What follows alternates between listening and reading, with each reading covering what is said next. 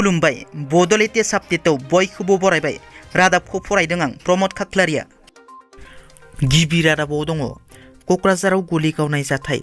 क'क्राझार जिल्लानि गसाइगावआव थांनाय मोनायाव गिख्रंथाव गुलि गावनाय जाथाया जालाङो। बिटिआरआव फिन रां लुथिनाय जाथाय। क'क्राझार जिल्ला गसाइगावनि गरथिमारि तुलसि बिलाव गुलि गावनाय जाथाया जालाङो। गरथिमारि तुलसि बिलाव कास्टमार सार्भिस पइन्ट सुंद'यै CSPनि बिगोमा बिश्वजित बर्मननिफ्राय साबा सिनाय मोनै दुथांफोरा 2 लाख रां लुथिनानै लाङो। थांनाय मोनाबिलि समाव साबा सिनाय मोनै दुथांफोरा बिश्वजित बर्मनखौ गाग्लोबनानै 2 लाख रां लुथिनानै लाङो। गसाइगावनि गरथिमारि बाजारनिफ्राय CSP बन्द खालामनानै न' फारसे थांबाय थानाय समावनो CSPनि बिगोमा बिश्वजित बर्मननिफ्राय पिस्तल दिन्थिनानै 5 लाख रां लुथिनानै लाङो साबा सिनाय मोनै दुथांफोरा। दुथांफोरनि गाग्लोबनायाव बिश्वजित बर्मननि गोब्राब जखम जायो।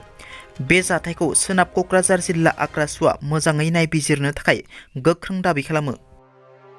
गथ'फोरखौ फरायसालियाव मुं थिसननायनि सायाव मिरुनि गोदान बिथोन। मिरुनि गोदान बिथोननि बादिब्ला 6 बोसोर जायाब्ला सासे गथ'खौ थाखो 1आव मुं थिसननो हानाय नङा। बे खान्थिखौ सरखारि बेसरकारि गासिबो फरायसालियानो मानिनांगोन। बिटिआरनि उदालगुरि जिल्लायाव फिन पुलिसनि इनकाउन्टार। पुलिसनि इनकाउन्टार खालामनायाव सासे सिखावनि जिउ गोमायो। उदालगुरि जिल्लानि रौता नोलोबारि दैफां ओनसोलाव पुलिसनि इनकाउन्टार। पुलिसनि इनकाउन्टाराव सासे सिखावनि जिउ गोमायो। पुलिसनि गुलियाव जिउ गोमानाय सुबुंखौ अरां थानानि सिङाव थानाय नतुन फानबारि गामिनि खेनाराम बर' होननानै सिनायथिनाय जादों। जिउ गोमानाय सुबुंनिफ्राय गंसे पिस्तलबो बोखांनो हायो पुलिसआ। बे इनकाउन्टार खालामनाय जाथायाव सानै पुलिस मावफारियानि जखम जादों होननानै खौरां मोनबावदों। सुलुंनिफ्राय मिथिनो मोननाय बादिब्ला पुलिसजों गावथारजानाय खेनाराम बर'आ आसामजों लोगोसे अरुणाचल आरो मेघालयआवबो वान्टेडनि लिस्टआव दंमोन। मख'नो गोनांदि बे जाथाया दिनै फुंनि 10:30 समाव जायो।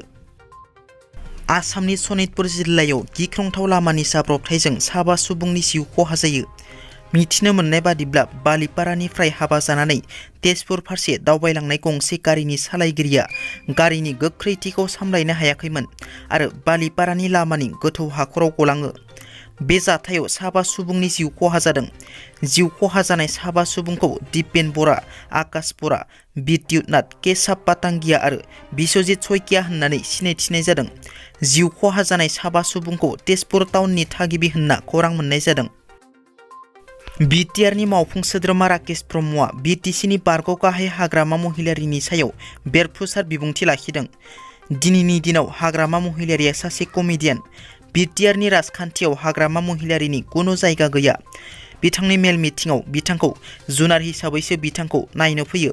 सासे कमेडियान फैयोबा गावनि सिन्था डिप्रेसनखौ मानसिफ्रा होखारनो थाखाय BPFनि दैदेनगिरिफोरा बिथांनि कमेडियान रावखौ नायनोसो फैयो। दा बिथाङा वेस्ट बेंगलाव खारदों, नाथाय सानसे समाव बिथाङा पुरा भारतनिफ्रायनो खारनांगोन मानोना NIA बिथांखौ तदन्त खालामगासिनो दङ। बे खोथाया सैथो। बावैनो बिथाङा जेलावसो थांनांगोन। बे खोथाया खाथांखा होनना राकेश ब्रह्म बिथाङा बुंथियो। दिनैनि रादाबा एसेनोसै। नोंथांमोना जुदि आंनि रादाबखौ खोनासंनानै मोजां मोनदोंब्ला अन्नानै लाइक, शेयार आरो साबस्क्राइब खालामनो दाबाव। गोजोन्थों।